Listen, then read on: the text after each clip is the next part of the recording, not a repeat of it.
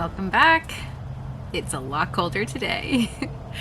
The temperatures have dipped about 30 degrees colder. Well, yesterday was 30 degrees colder than it was on Sunday when I was filming for you guys. And today I'm in the greenhouse. It's crisp, it's cool, but it's not like windy and blustery, and we haven't had snow yet here in Pennsylvania. My girls are just itching to have some snow. I am loving the cool temps and the sunshine and this greenhouse to be able to sneak away and really just allow myself to dream. And I hope you do that too, as you are getting really excited for the garden season and your plans for your homestead, for your land. Even if it's your apartment and you are planning to have a tomato on your balcony or a couple tomatoes and maybe a bowl of lettuce. I hope that you just take this time to savor and relish in this season. So wherever you can tuck away to do your dreaming, to do your planning, go ahead and grab your garden journal. It's in the show notes below. I'm going to link it again. Grab your garden journal, grab some seed catalogs, a pencil, a marker, a pen, whatever you need to write with, a cup of coffee, a cup of hot chocolate, and sneak away. Maybe it's at a cafe, maybe it's next to your wood stove, maybe it's with a friend. I know a couple years ago I got together with a bunch of homestead mamas and we just had seed catalogs out all over the table, and we were doing one big bulk order because it was Southern Seed Exchange, and I'm going to write that down so that I remember to put that in the show notes. Southern Seed Exchange, when you order in bulk, you get a better price on your seed packets. And so we were like, let's just do this together. So if you have a bunch of homestead mamas or gardener friends or friends that want to dive in and are doing this Take Root Challenge with us for 2022, gather together and plan together. Make a trip to the seed store together. I don't technically have a catalog that I love to order from. We did love Southern Seed Exchange. They are a southern seed company, and their zone is geared more towards the southern zones, which would be 7, 8, 9, and 10. Though they do have a few things for the zone 6 as well. So we took a chance, and we were very, very happy with their seeds. And so I may actually order from them again this year. I may go ahead and get myself a catalog. Like I said, I was did this with a bunch of other gardening friends, and the one thing that sold me, I know this is what sold me, was their beautiful art on their seed packets. Come on, comment below. Do you love artwork on a seed packet? I don't know, that sells me. I love the pretty things, and I think when you see that beautiful seed packet, it just brings so much hope. It just overflows, and it's like you get so much more excited to actually be planting that in your own soil on your own land.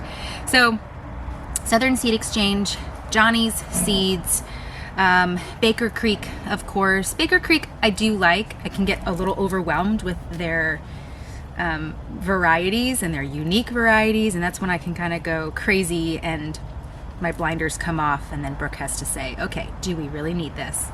I mean, we plant tons of tomatoes, and I think it's because it's the beauty of those tomatoes that Baker Creek has, and they're just all different colors. And I always tell Brooke, it's for the tomato pie. I do it for the tomato pie, because when I make a tomato pie in summertime, I love to have all those different colors and varieties and shapes of sliced tomatoes on my tomato pie. And there is so much beauty that comes from the garden that you can use in the kitchen, and so having the culinary aspect as well can really captivate you if you are a home cook. So keep your blinders on. But Johnny Seeds, Southern Seed Exchange, we actually visit a seed store, and I want to take you there one day because it is like a candy store for adults. Oh my word, even my kids go crazy. We all go crazy. Like, we had to just go on a date, Brooke and I, just ourselves when our kids were little, because oh my gosh, they were just pulling seeds off the shelves. But it's rows and rows of seeds, and they have it's called Roar's Seeds. It's in Smoketown, and I'll link it below. But they have their own seeds, but then they also have They have Southern Seed Exchange, they have Baker Creek, they have Johnny's Seeds, they have Seed Saver Exchange. I mean, all the companies, they have everything that you would want. And so we go a little crazy. So we like to go and visit the store. So I still get a plan and I get focused. And that's what we're going to talk about today, is getting focused, taking inventory, because you can easily drop $300 on seeds. You think I'm joking? Pick up that seed catalog and start making your list. Those $3 seed packets add up quickly. And so you want to make sure that you are really mindful of, what do you like to eat? This is what we talked about the other day. What do you like to eat? Knowing your zone, maybe being a little creative and going outside the box a little bit, that's fine. But really stick to what you love. And so going back to Baker Creek, I love all their varieties. But I really don't have success with their crazy tomatoes. And so what we really stick to is Amish paste and Roma tomatoes, and then just, the everyday run-of-the-mill beefsteak tomatoes, getting a yellow, some kind of yellow tomato, and just your everyday varieties is really what creates a big harvest for us. Those tomatoes that we have had from Baker Creek are beautiful, don't get me wrong, but when I plant an entire row, it takes up an entire row because I go crazy with my tomatoes, and I don't get a whole lot of harvest. And when I look back at that, that's a really wasted space in my garden that I could have planted something that was going to give me a better yield. Now, did I enjoy it? Yes. But it was kind of disheartening when I did see a lot go to waste. Anyway, off topic. Focus, right?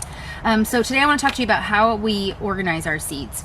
It used to be bags like this. Okay, this is good for us. This is like one bag, but it used to be multiple bags of just seeds thrown into bags, boxes with just seeds in.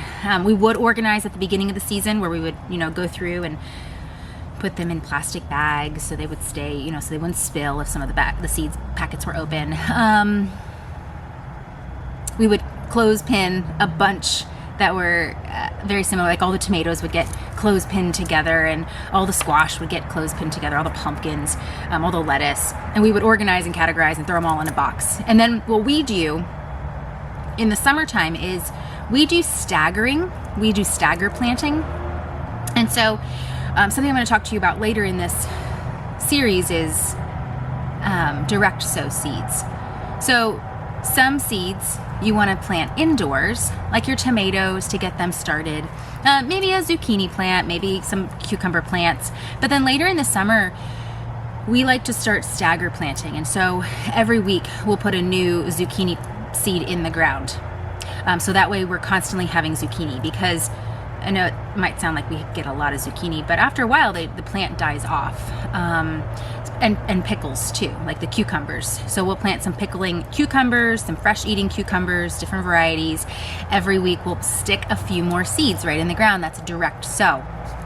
And therefore, all that organization that went into that box gets just disassembled, and nothing goes back into the box the same way that it should have came out of the box.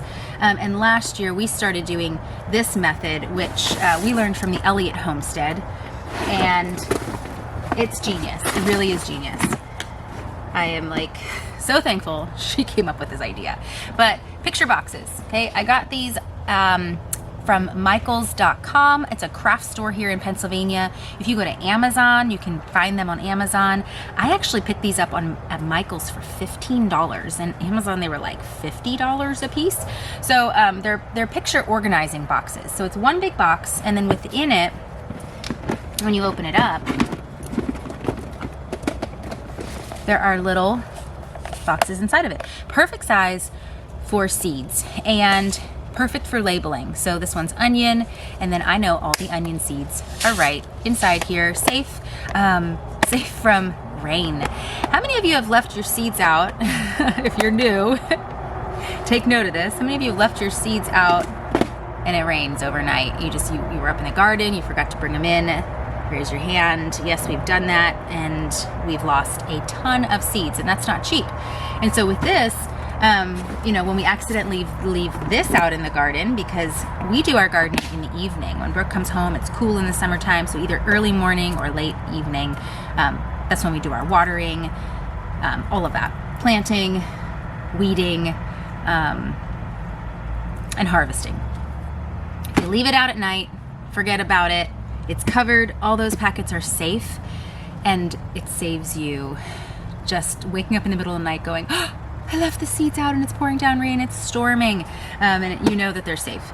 But these, I had in alphabetical order, so I'm gonna go through and I'm gonna take inventory of what we have, what we need, and anything that we may wanna try this year. And we will ask our girls that too. Now they're old enough, like, hey, what do you wanna grow? And what do you wanna try this year? And so we dream together, and then we go to the seed store with a list.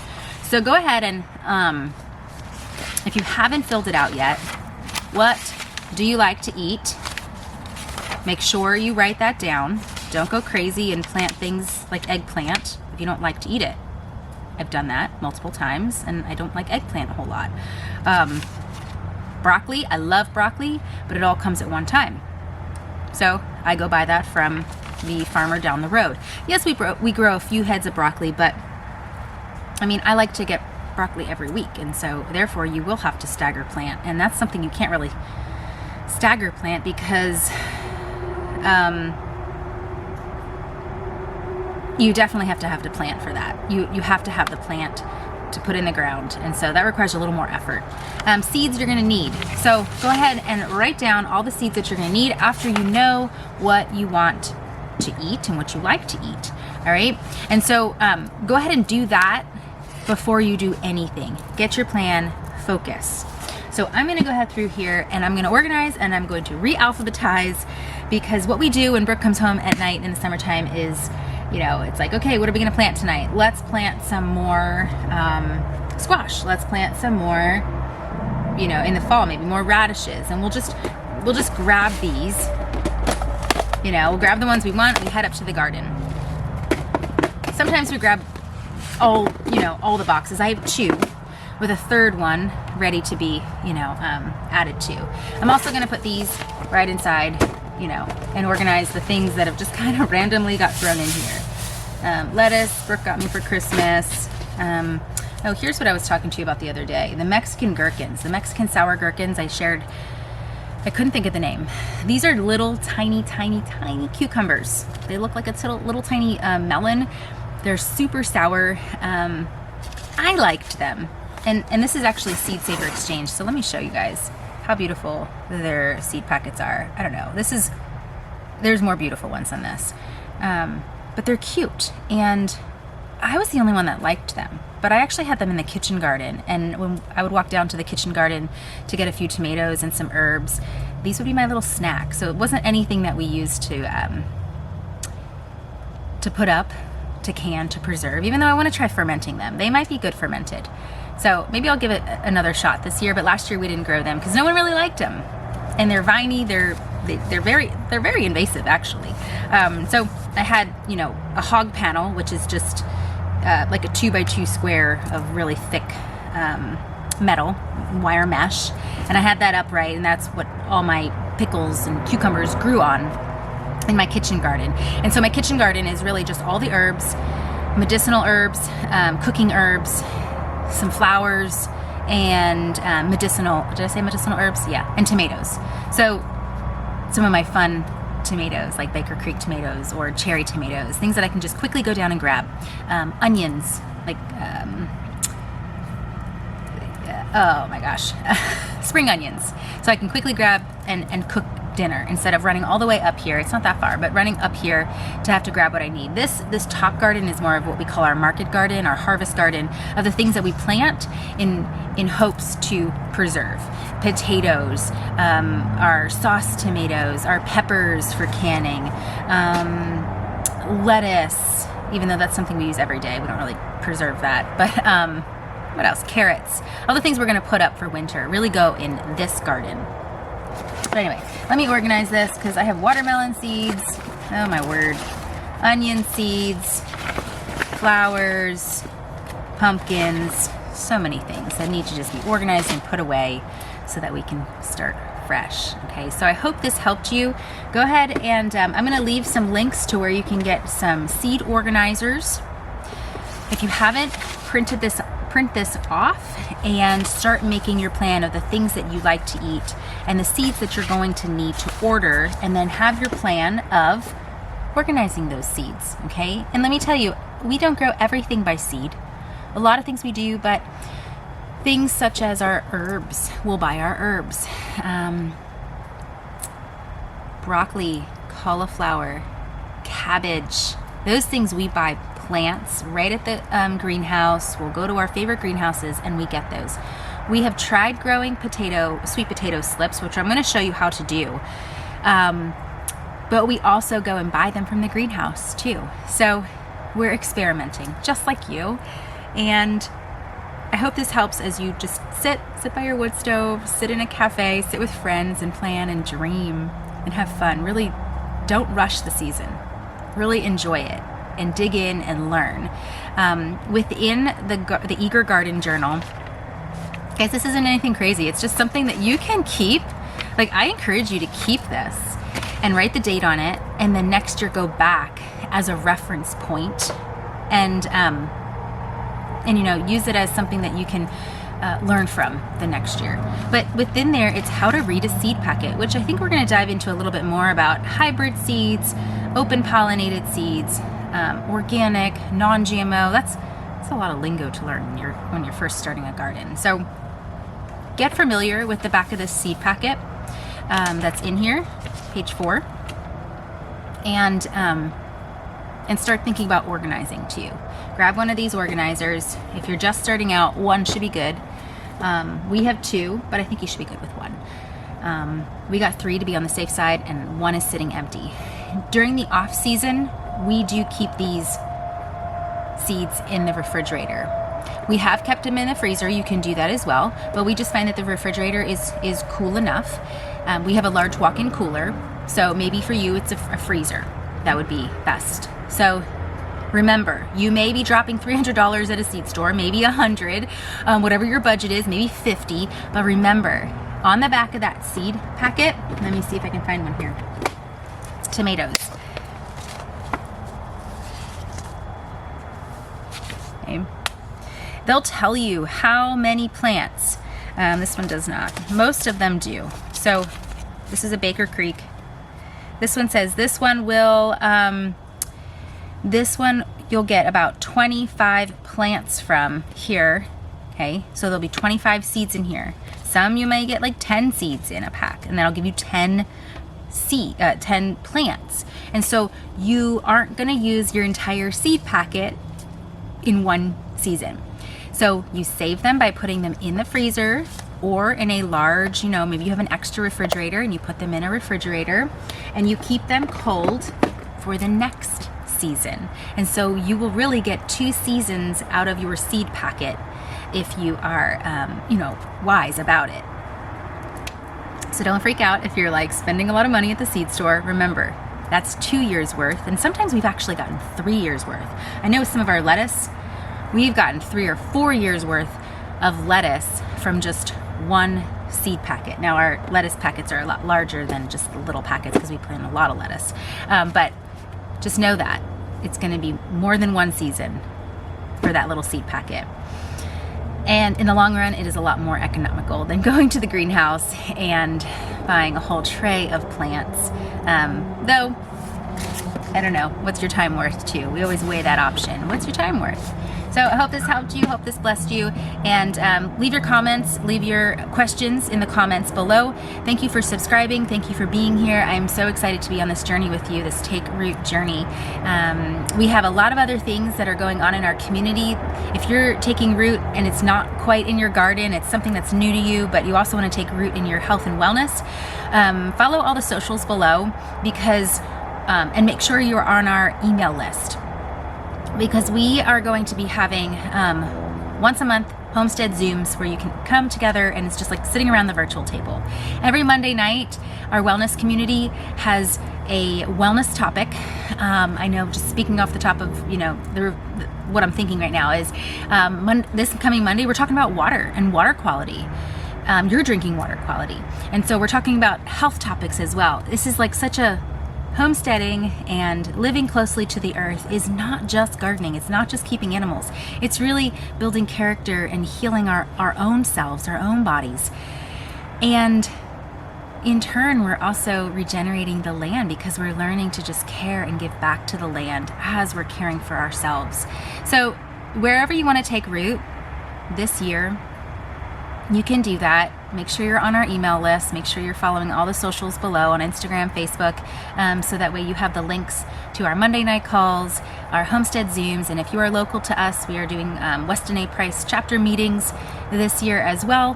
We also have folk school happening. A lot of things happening here in the Pennsylvania area if you're local, and I would love for you to either sit around the virtual table or sit around our farm table and join us on this journey as we all create a space that we feel connected to and rooted to, okay, and connected to each other.